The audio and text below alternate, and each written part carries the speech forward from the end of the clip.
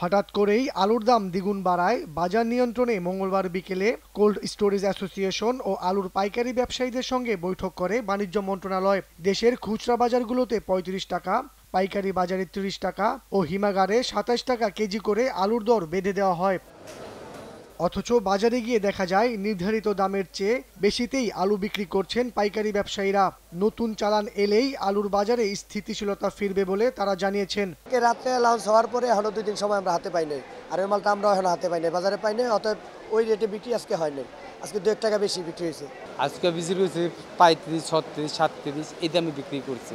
এই আগে রেটের কিনা 43 টাকার পড়তা আলু।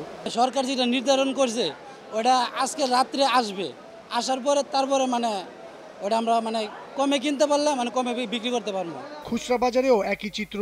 প্রতি কেজি আলু 30 টাকার বদলে বিক্রি হচ্ছে 45 থেকে 50 টাকায়। এখানেও ব্যবসায়ীদের রয়েছে নানা অজুহাত, অভিযোগ।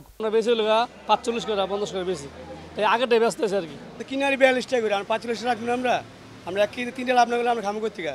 এদিকে সাধারণ মানুষের সুবিধার্থে রাজধানীর বিভিন্ন পয়েন্টে ট্রাক সেলে 25 টাকা কেজিতে আলু বিক্রি শুরু করেছে টিসিবি।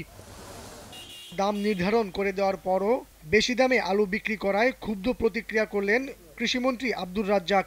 সকালে সচিবালয়ে সাংবাদিকদের তিনি জানান, বাজার তদারকি আরও কঠোর করা হবে। মোবাশ্বের আহমেদ, দেশ টিভি, ঢাকা।